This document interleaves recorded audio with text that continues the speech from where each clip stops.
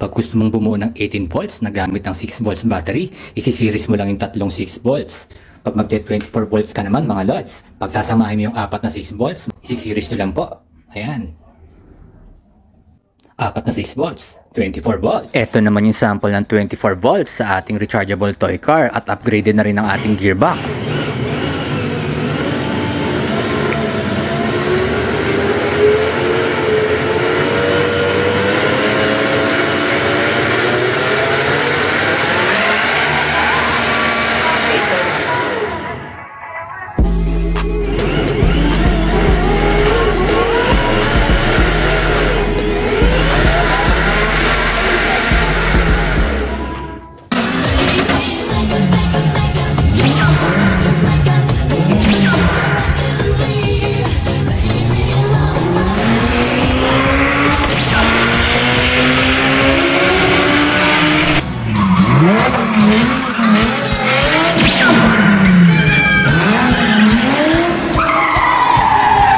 Hanggang dito na lang po tayo mga lods.